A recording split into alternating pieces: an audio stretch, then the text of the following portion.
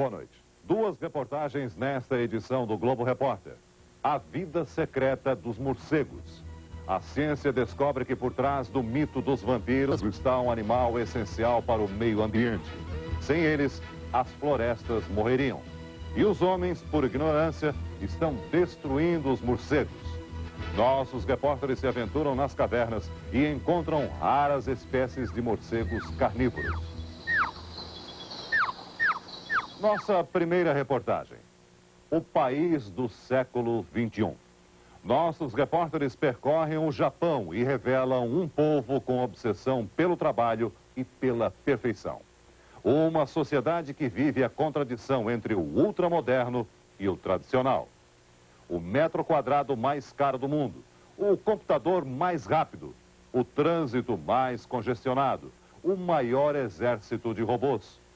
Tudo no Japão é superlativo. E os japoneses vão entrar antes no próximo milênio, até porque lá o sol nasce mais cedo.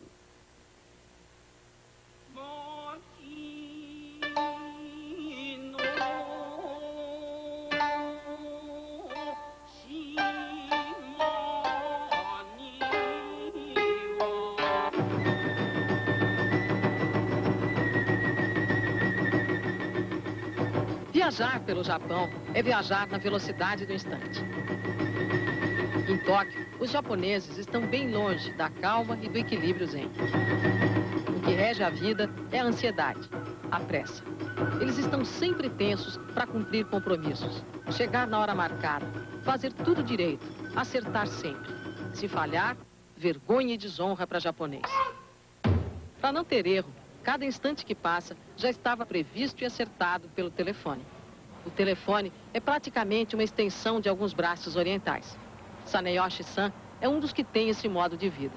Ele é o nosso produtor no Japão e marca e remarca as entrevistas que vamos fazer, sem improvisos, estilo japonês de reportagem.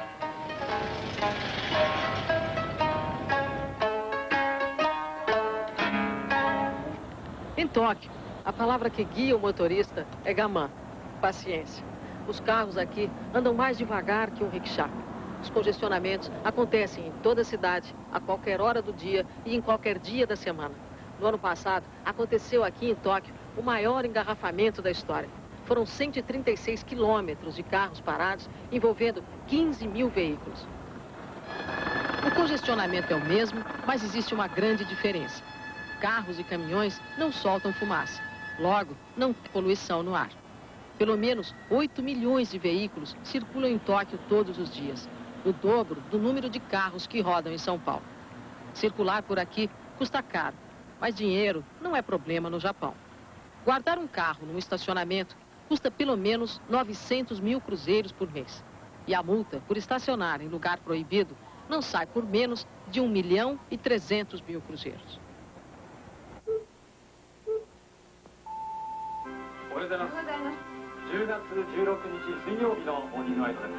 Ohayou gozaimasu. O bom dia dos locutores do noticiário da TV anuncia mais uma manhã nublada em Tóquio. Numa obra de construção civil, começa um estranho ritual. Operários fazem exercícios antes do trabalho. Uma cerimônia que só podemos assistir de longe. É restrita aos trabalhadores.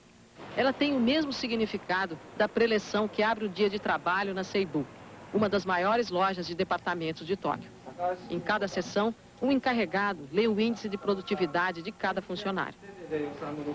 Esse setor de óculos, relógios, lenços, vendeu só no domingo 43 milhões de cruzeiros.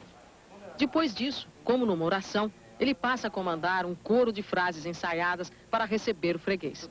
Primeiro é bom dia. Depois, seja bem-vindo.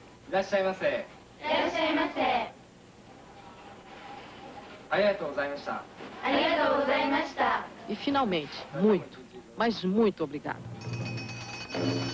Não existe nada mais importante na vida de um japonês do que o trabalho. Eles se referem ao emprego como uchi, que significa lar. Quem nos ajuda a entender a relação que o japonês tem com o trabalho é Walter Leal, esse cientista brasileiro que mora no Japão há 7 anos. O japonês trabalha muito. Eu diria que o japonês, ele fica muito tempo no local de trabalho. É uma questão diferente de dizer que ele trabalha muito. Toma um chazinho, ele conversa um pouco, ele não se concentra exatamente no trabalho. Então, como ele observa que ele não consegue fazer todo o trabalho que ele tinha para fazer durante o dia. E daí, então, que ele fica mais tempo no local de trabalho. Por que ele fica tanto tempo no local de trabalho? E aí vão vários fatores. Um dos fatores é exatamente que ele não quer voltar cedo para casa para que não dá a impressão aos colegas de trabalho de que ele é um preguiçoso. Isso pega muito mal. No Japão se pensa muito o que é que os outros estão pensando sobre você, não o que você pensa sobre os outros. Essa relação tão rígida e formal com o trabalho é regra até mesmo aqui em Tsukuba, a cidade tecnológica que reúne mais de 50 centros de pesquisa e 7 mil cientistas. Walter veio para Tsukuba atrás de melhores condições de trabalho. Na parte tecnológica, encontrou o que esperava. À sua disposição, equipamentos de mais de 100 mil dólares. Se a tecnologia atrai cientistas, o salário atrai qualquer trabalhador. Este casal de brasileiros trabalhava na lavoura em São Paulo. Ele era produtor de uvas. Há um ano, decidiu abandonar tudo e ir para o Japão. Eles trabalham numa gráfica e têm exatamente a mesma função. Colocar no papel na máquina. Colocar papel na máquina. Só que ela ganha 1.200 dólares e ele 3.200 dólares. O salário da mulher aqui é quase metade dos homens. Mesmo que faça a mesma coisa? Faça a mesma coisa. O que a senhora acha de ganhar quase menos da metade do que ganha um homem fazendo o mesmo serviço? Mas aquela fábrica não chama mulher, né? Então tem que conformar, né? O salário médio do japonês é 2 milhões de cruzeiros. Além disso, eles costumam receber 22 salários por ano. De parecer muito, mas nunca será o suficiente para se viver em Tóquio. Em Tóquio, tudo tem o tamanho do futuro. E o futuro aqui promete ser grande. Os prédios são monumentais, mas não são feitos para o conforto das pessoas. Morar em Tóquio é sinônimo de morar apertado. A casa é pequena, mas o preço é enorme. Aqui, neste bairro de Chiyoda, está o metro quadrado mais caro do mundo. Quase 200 milhões de cruzeiros. Ou seja, um espaço do tamanho desse lenço custa o mesmo preço de um belo apartamento de 3 quartos em São Paulo ou no Rio de Janeiro. Não é só nos bairros mais caros que o aluguel é coisa para rico. O dono desta imobiliária, Kobayashi-san, nos mostra a planta de 2 apartamentos. Um para alugar, outro para vender. Este, de quarto e sala, com 64 metros quadrados de área, ele aluga por 2.800.000 cruzeiros por mês. Este outro apartamento, que o anúncio chama de mansão, tem 98 metros quadrados, 3 quartos, 3 salas, cozinha, 2 banheiros e custa 3.400 bilhões de cruzeiros. O preço da terra em alguns lugares de Tóquio é tão alto que fica impossível calcular em moeda. Qual seria o preço do terreno ocupado pelo Palácio Imperial? Uma área igual à do bairro de Copacabana. Especialistas imobiliários do mundo inteiro chegaram a uma conclusão. Vale o mesmo que o estado inteiro da Califórnia, incluindo todo o petróleo do subsolo. Esse Japão gigante, onde tudo é superlativo, é o retrato de um país pequeno que está sempre em cartaz em alguma tela. No país das imagens, a Prefeitura de Tóquio mostra no saguão de entrada como se cruzam as linhas do metrô, onde são feitas todos os dias quase 7 milhões de viagens.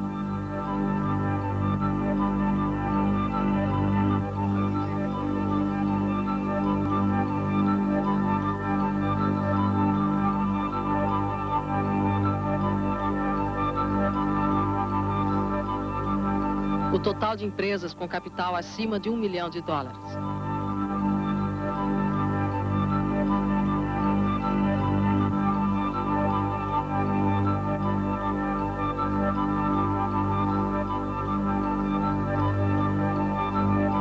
A quantidade de informações que saem de Tóquio para o Japão e para o mundo.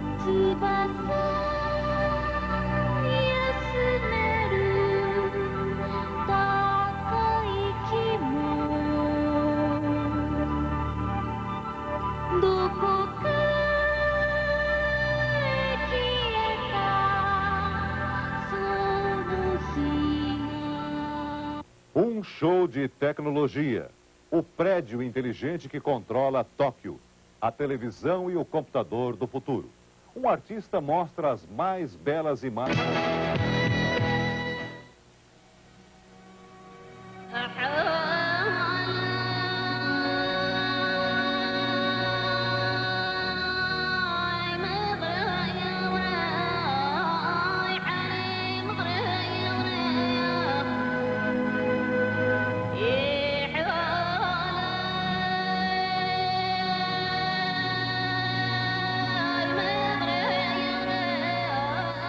Ele sobreviveu a todas as guerras e terremotos da história do Japão.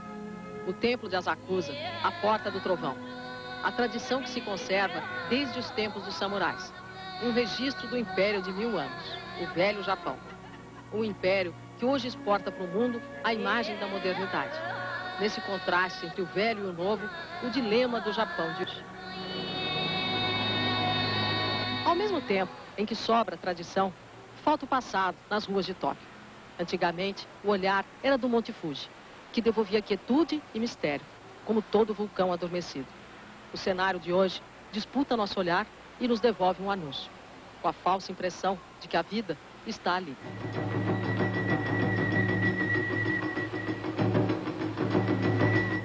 Luz demais atrapalha a visão, mas a imagem da modernidade é exagerada na eletricidade e na eletrônica. Em Tóquio, o futuro está em cada esquina e nos manda recado.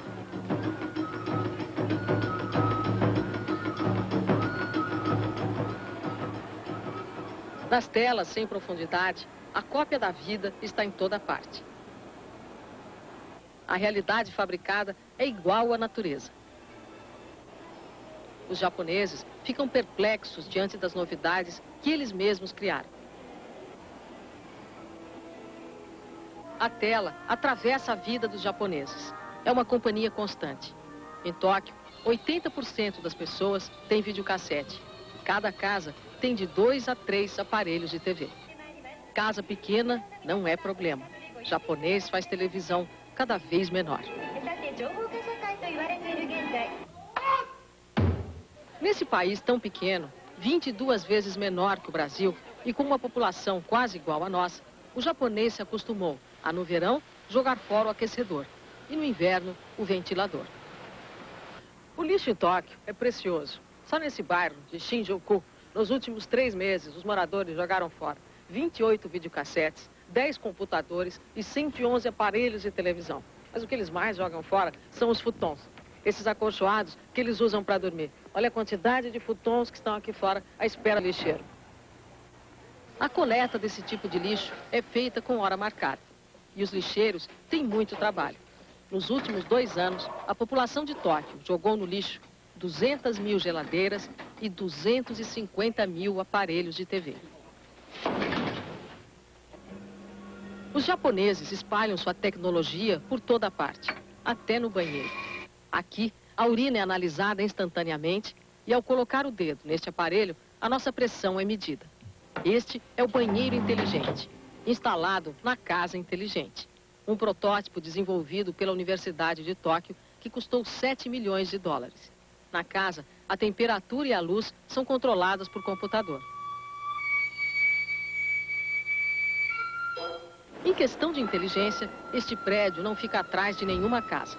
É a sede da Prefeitura de Tóquio, o prédio mais alto do Japão, 48 andares. É motivo de orgulho para os japoneses, que aqui colocaram o melhor da sua tecnologia.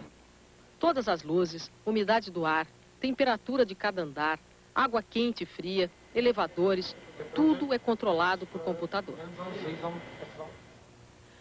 O japonês não gosta de surpresas nem de mudanças. Aqui, tudo está previsto. O menino, quando cresce, sabe que o destino dele é casar com uma japonesa, ainda é comum aqui um casamento por contrato, e entrar para uma empresa onde vai trabalhar o resto da vida. Cada empresa é uma grande família que não admite a saída de seus funcionários. Quase ninguém troca de emprego aqui no Japão. Justo nesse país, que não suporta mudanças, a terra escolheu para se movimentar. Mas eles estão preparados para qualquer alteração. Esse é o Centro de Informações de Terremotos. Aqui está tudo pronto para quando o desastre vier. Nesta sala, eles tentam controlar o incontrolável. Nesses painéis, alguns segundos depois de um terremoto, vai ser possível saber quantos viadutos estão quebrados, quantos prédios destruídos, funcionamento da luz, gás e água, número de incêndios, estradas interrompidas, portos, aeroportos. Tanto cuidado se justifica diante dos números. A cada ano, em média, acontecem no Japão 30 tufões e 2.000 tremores de terra. Dar inteligência para máquinas é uma das especialidades dos japoneses. Aqui está a maior produção de robôs do mundo. São 34.000 por ano, usados principalmente para substituir o homem em situações perigosas. Numa usina nuclear, debaixo da água, no espaço. No país dos objetos inteligentes, começa a se construir o computador do século XXI. Os chips serão supercondutores de metal. Com isso, poderão, por exemplo, simular uma fusão nuclear em apenas um dia. Hoje, os computadores mais rápidos fazem essa experiência em 100 dias.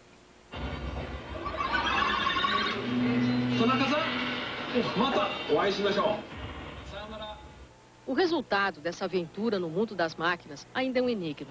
Nas experiências exibidas pelos cientistas japoneses, os protótipos prometem revoluções. Mas ninguém ousou sonhar tão alto quanto Yoshiro Kawaguchi, um artista da computação gráfica. Das telas do seu computador saíram as mais belas imagens que uma máquina já produziu.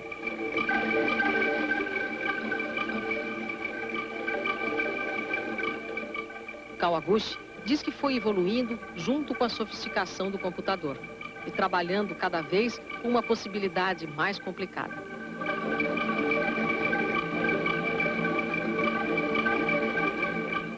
Ele acredita que não tem limite para a criação no computador. Agora está envolvido num projeto surpreendente, a criação de um planeta. Ele está definindo as montanhas, os vales, os rios, concebendo novas criaturas que se adaptem à superfície e atmosfera desse mundo imaginário.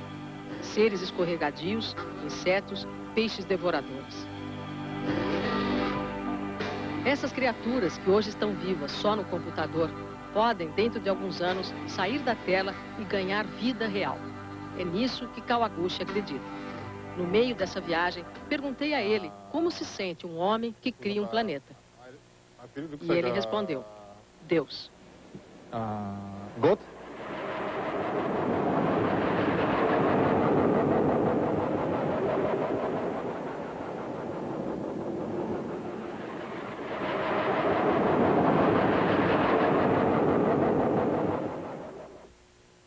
Uma sociedade em transformação.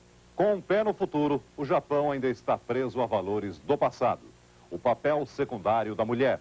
A luta dos jovens para quebrar a...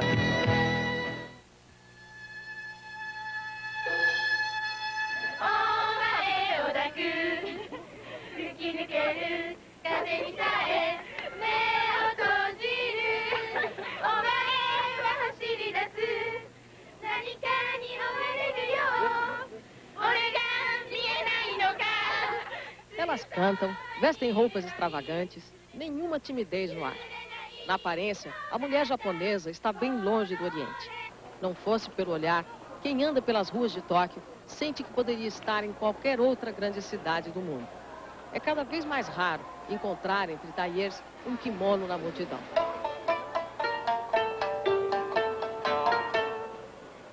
Desde o tempo em que toda mulher usava kimono, muita coisa mudou. Mas esse jeitinho solto de ser, às vezes engana. A mulher já tem mais liberdade, mas ainda está longe de conseguir igualdade em relação ao homem. Aqui no Japão, os meninos aprendem que é preciso ser como a águia, que só mostra suas garras no momento de atacar o inimigo. Já as meninas aprendem que é preciso obedecer o homem, andar atrás do marido, dar passos curtos, sentar com as pernas bem juntas e, principalmente, falar baixo. Em qualquer ocasião, ter pouca voz. Precisa aprender que, por exemplo, num restaurante, entre homens, a mulher será sempre a última a ser servida. Essa situação de estar sempre em segundo plano faz parte do dia a dia da mulher japonesa. É difícil conseguir que ela fale sobre isso. Quando tentamos saber como vive a mulher japonesa, tivemos que contar com a ajuda de uma brasileira, Beatriz Leal. Em 7 anos de vida no Japão, aprendeu como é dura a vida da mulher dentro de casa.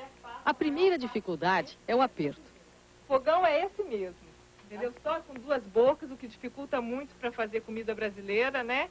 E não, o forno é mínimo, é que ninguém usa praticamente, né? Olha o tamanho do forno. Deixa eu ver. Mas o que cabe aí dentro? Pois é, eu ainda nunca usei. Mas para quem tem 1,75 m de altura, nada pior do que a pia. Só para vocês terem uma ideia do tamanho dela. De joelho, fico fantástica aqui. É assim que você escova os dentes? É, todo dia, né?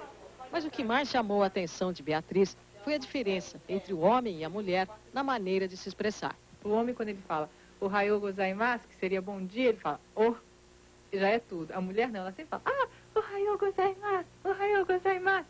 Sempre alegrinha, sempre aquele jeitinho, bem nipônico mesmo, né? Põe a mãozinha na boca para rir, para falar. No Japão, quando casa, a mulher perde, em primeiro lugar, o próprio nome. Pergunta essa moça, vizinha de Beatriz, o nome dela. Senhora Taniguchi, ela diz. Taniguchi é o sobrenome do marido. Foi quase com vergonha que nos recebeu na sua casa e concordou em responder algumas perguntas, com a ajuda da nossa intérprete. Pergunto por que os homens estão sempre sérios e as mulheres sorridentes. Ela responde, os homens trabalham, não têm tempo de dar sorrisos. A mulher japonesa é gentil, ela se dedica ao marido. Esse é o ideal. Pergunto se ela é feliz. A senhora Taniguchi diz, tenho um marido bom e crianças bonitas. Nenhuma queixa. Estou sempre sorrindo. Até os vizinhos acham que sou feliz.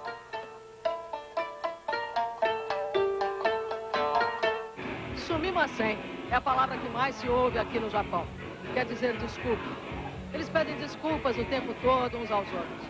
Jamais dizem não. Dá um sorriso amarelo, que para bom entendedor significa não. Esse jeito dissimulado de ser ainda é a cara do Japão de hoje. Uma cara que começa a mudar. Os jovens estão de olhos abertos para a ousadia e para o prazer. E não querem mais manter a tradição de esconder o coração.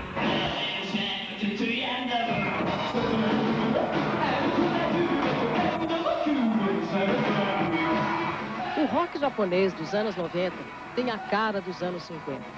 Essa nostalgia pode ser moda no mundo inteiro, mas no Japão, a impressão que se tem é que os jovens estão nesse embalo da mesma maneira ingênua que a juventude americana dos anos 50.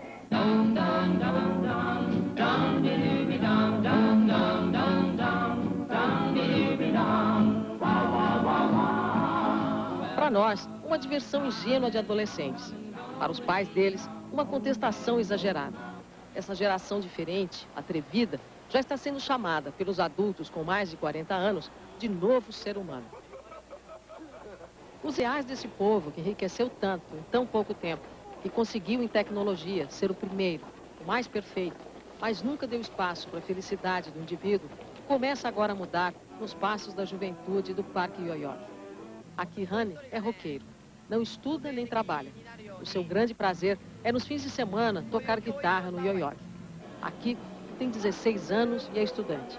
Dançando ao som dos conjuntos de rock, ela expressa o sentimento da juventude japonesa. Pergunto por que ela pinta as unhas de preto. Ela diz, para ser diferente, é preciso ser original para ser feliz.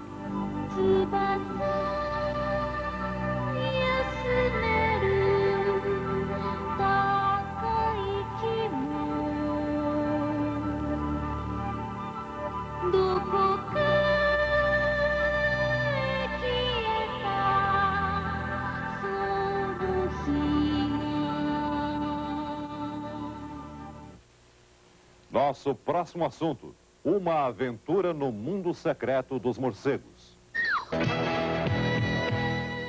Os morcegos, quem diria, são a última paixão da ecologia. Odiados e perseguidos durante milênios, eles são, na verdade, essenciais para o meio ambiente. Sem eles, as florestas morreriam. Nossa reportagem revela a vida secreta dos morcegos.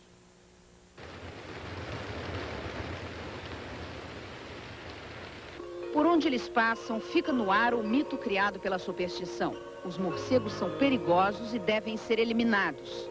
A ignorância ameaça a sobrevivência de 40% dos morcegos do mundo, dizem os cientistas. A literatura criou o homem-morcego vampiro no século passado. E desde então, o Conde Drácula entrou também para a história do cinema. E hoje em dia, ele pode ser visto entre nós através do ator Neila Torraca, o super vampiro Vlad da novela Vamp. Minha hora chegará. O que pouca gente sabe é que das 1000 espécies de morcegos, apenas 3 são vampiros. E eles só ameaçam o ser humano na imaginação dos artistas.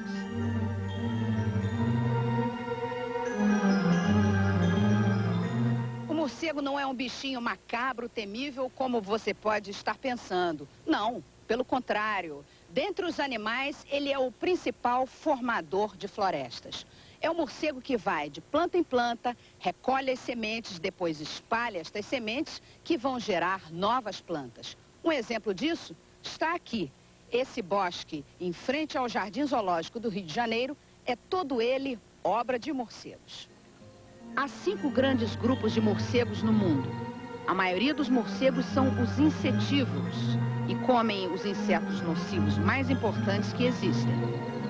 Os morcegos que comem frutos são responsáveis pelo nascimento de muitas espécies de frutas porque eles eliminam as sementes que se espalham pelo solo.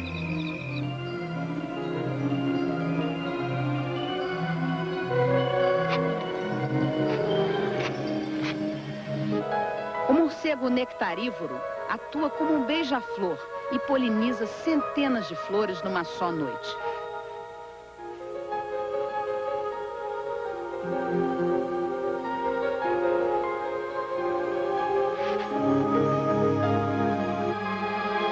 Os carnívoros podem comer insetos que não voam e se encarregam também de acabar com os ratos. O vilão da raça, o morcego hematófago ou vampiro, se alimenta do sangue de outros animais, transmite raiva e raramente atinge o homem. Os cientistas já sabem que as florestas tropicais são os ecossistemas mais importantes da Terra. E nessas florestas, os morcegos são os primeiros a trazer as sementes da maior parte das plantas. Só depois é que as sementes são espalhadas pelos pássaros e pelos outros mamíferos. Muitas plantas parecem facilitar a vida dos morcegos. Esses frutos crescem na vertical ao longo do caule. É simples para os morcegos pegá-los. O que eles eliminam são esses pontinhos que você vê. Um único morcego pode espalhar até 60.000 sementes numa noite. Veja agora o resultado da recuperação de um trecho de floresta da Guiana Francesa, iniciado pelos morcegos frugívoros. 3 anos depois da derrubada das árvores, começa a crescer uma nova floresta. O biólogo Carlos Esperar, do Zoológico do Rio de Janeiro, é um caçador de morcegos. Sua arma é uma rede bem fina colocada em pontos estratégicos para segurar o animal em pleno voo. Essa rede foi armada ao cair da noite numa casa da cidade serrana de Itaipava, Rio de Janeiro, a pedido do próprio dono da casa. O senhor Guido, que é o dono desse sítio, procurou o Carlos Esperar no Zoológico do Rio de Janeiro, porque no sítio há muitos morcegos e ele não sabe o que fazer com esses animais. Senhor Guido, por que esses morcegos lhe incomodam tanto? O problema mais sério é o barulho que eles fazem no forro da casa, né? Quer dizer, especialmente à noite, por exemplo, para se ver televisão ou qualquer coisa, eles incomodam bastante. A gente só recomenda a remoção dos morcegos quando causa um transtorno sério. Aqui, além do problema do som, ainda tem da queda de fezes do telhado, o que pode ser um problema sério onde tem tantas crianças. Os morcegos vão caindo aos poucos na armadilha. E são todos da mesma espécie, segundo o biólogo. São os morcegos cauda de rato, que se alimentam de insetos e se refugiam nos telhados. Esta armadilha é para salvar a vida deles. Depois de estudados pelo biólogo, os morcegos vão ser soltos em outro lugar. Estas matas do Vale do Rio Ribeira, em São Paulo, são um refúgio certo para morcegos. Toda esta área forma um parque estadual de 35.000 hectares, por onde se espalham mais de 200 cavernas.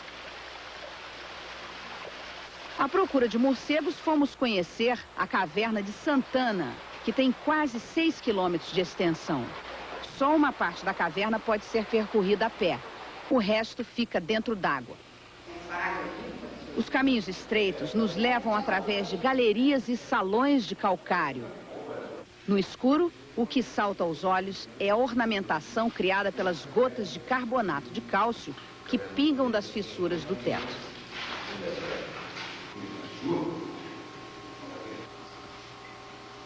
A caverna é o habitat ideal do morcego. É um lugar escuro, frio e úmido. Essa é considerada uma das cavernas mais bonitas do Brasil e fica no Vale do Alto Ribeira, em São Paulo. À medida que os turistas vêm aqui, cada vez em número maior, à procura dessas maravilhas esculpidas pela natureza, os morcegos fogem. Antes havia milhares de morcegos aqui na caverna do Santana. Hoje, há poucos. Vamos ainda mais longe procurar morcegos num lugar pouco conhecido da floresta. O biólogo Carlos Esberar e alguns funcionários do Parque do Vale do Ribeira são os nossos guias. Nem eles sabem exatamente onde estão os morcegos. Nós andamos durante horas em terreno escorregadio. Atravessamos um rio.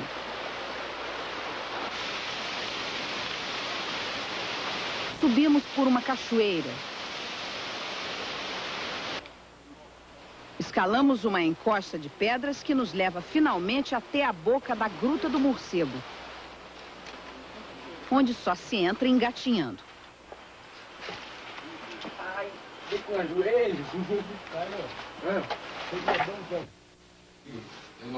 Na gruta encontramos pequenos grupos de animais tímidos pendurados em sua posição clássica, de cabeça para baixo, como ficam a maior parte do tempo. Esse é um morcego carnívoro, né? Que você diz ser muito raro. Ele tem densidades baixas. Ele nunca é muito numeroso em nenhuma região. Porque ele depende de uma quantidade de presas. Tem várias famílias de carnívoros? Não, não tem várias. No Brasil existem três espécies. Normalmente numa caverna, uma gruta, né? Como é esse caso aqui, podem coabitar famílias diferentes de morcegos? Espécies diferentes, sim. É bastante frequente você encontrar várias espécies coabitando a mesma caverna. O morcego não é cego, como se diz. Só que ao invés de ver, ele ouve para onde vai. No silêncio da gruta, quando a gente faz um barulhinho para chamar a atenção, o morcego logo se mexe e na direção certa. Fica assim. Esse barulho aí, Jota. É esse aí. Isso.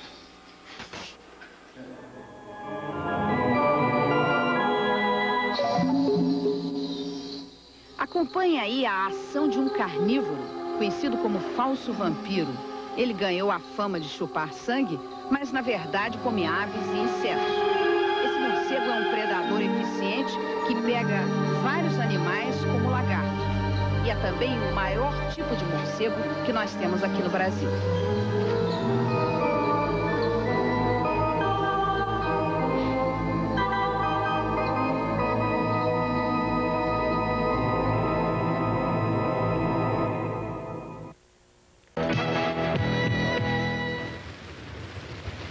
Na caverna do Santana, em São Paulo, o biólogo Carlos Esberar arma a rede caça-morcegos para estudar o animal. A malha é tão fina que quando o morcego percebe, já caiu nela. Às vezes dá trabalho para tirar o animal daí e ele não pode ficar muito tempo preso porque morre de estresse. Nessa rede só dá vampiros e de várias famílias, segundo o biólogo. Bem, ele é um morcego entre as espécies brasileiras de médio porte, deve ter umas 30 a 35 gramas. Ele não apresenta uma membrana unindo os membros posteriores, o que é relativamente frequente nas espécies brasileiras. E sobre o focinho, ele apresenta um apêndice, que a gente chama de folha nasal, e apresenta uma forma lembrando uma ferradura. Mal se vê os dentes, são minúsculos, né? Os incisivos é que são grandes. São grandes, né? Se você reparar, tá lá as duas pontinhas. Não Aqui são os caninos. Cima, não na são os parte caninos. superior da arcada. As asas são muito elásticas, né? Sim, as asas são formadas pela mão, né? Aqui é o polegar, aqui são os outros dedos da... Parece uma camada muito fina de borracha, né? A audição é a coisa mais forte do morcego? Seria massa apurada. As espécies que se alimentam de insetos conseguem perceber a textura da presa que está à frente, a velocidade que ela vai, se ela está indo, se ela está voltando, se aproximando ou se distanciando, e com isso capturar, direcionar para que ele se choque contra a presa e leve até a boca.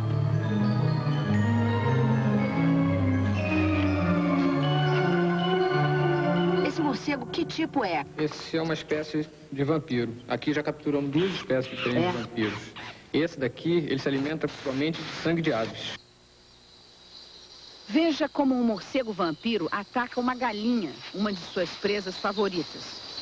O morcego aterrissa em silêncio perto do lugar do ataque e vai andando pelo galho da árvore na direção da sua presa. O nariz do vampiro detecta qual é a veia da galinha que está mais perto da superfície da pele. Aqui ele vai direto num dos pés e lambe a pele para amaciar o local da picada. A galinha não percebe nada. Até esse vampiro tem o seu valor. A saliva dele contém uma substância anticoagulante que está sendo pesquisada nos Estados Unidos para o tratamento de problemas do coração humano. O biólogo do Rio de Janeiro examina cada morcego capturado. Os bichos são pesados e medidos. Ele tira a temperatura e identifica os morcegos nas asas, com marcas que são lidas com um aparelho de raios ultravioleta. Esse é o menor mamífero brasileiro. É um animal que se alimenta só de insetos. Durante o voo, ele pega cerca de 200 insetos. Ele voa durante 70 minutos seguidos, logo depois do crepúsculo. E o inseto bate na asa ou aqui na cauda e abocanhado. Essa fêmea que só come frutos está esperando um filhote, que eu até já posso identificar com o toque. É um carocinho, né? Aqui é a asa. Onde você tocou é a asa, cabeça pra cá. Durante quanto tempo ela dura a gestação da... Nessa espécie aqui, 4 meses e meio. A fêmea, ela amamenta o filhote durante o voo, é isso? Ela amamenta o filhote durante 60 dias. Nos primeiros 4 dias, ela praticamente fica parada com o filhote agarrado no mamilo. A gente está coletando há 3 anos e só pegamos 2 vezes ela carregando o filhote. Esta cena de um documentário inglês é rara. Uma fêmea carrega o seu único filhote de alguns dias de idade, enquanto ela própria se alimenta. Essa carga extra, presa à barriga, pesa quase metade do corpo da fêmea.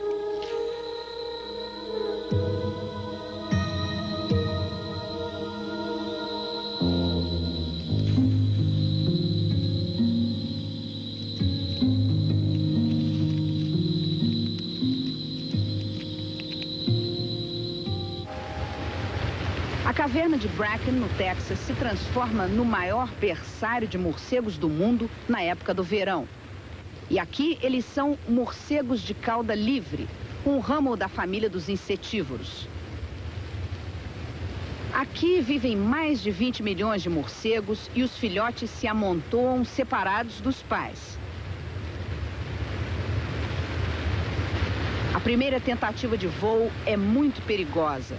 Os filhotes saem no escuro e têm que evitar o choque no ar com os outros milhões de filhotes. Um erro é fatal. O bichinho que cai é devorado no chão pelos besouros.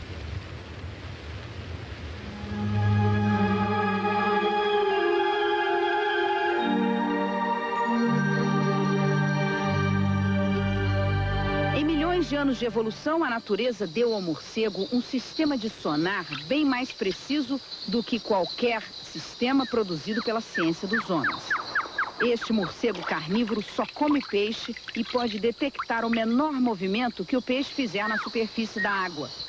Quando um peixe é localizado, o morcego projeta suas garras em forma de lâmina através da água. O ataque é certeiro. O morcego também tem inimigos naturais, como a cobra. Ao anoitecer, ela aguarda o movimento dos morcegos à entrada da caverna. Ela dá o bote no morcego em pleno voo.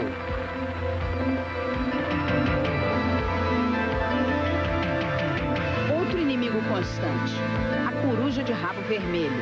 Ela fica de tocaia na entrada da caverna e apanha os morcegos à medida em que saem.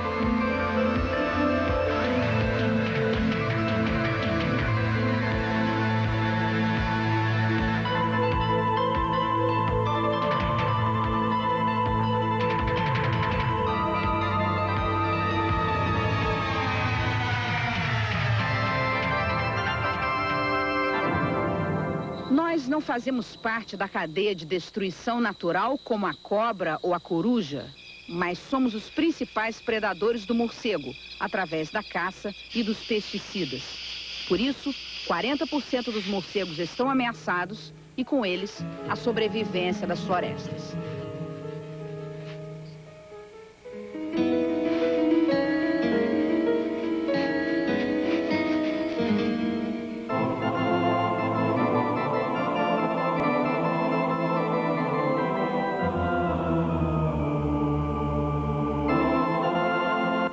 EPTV Campinas. Assista agora Festival Primavera.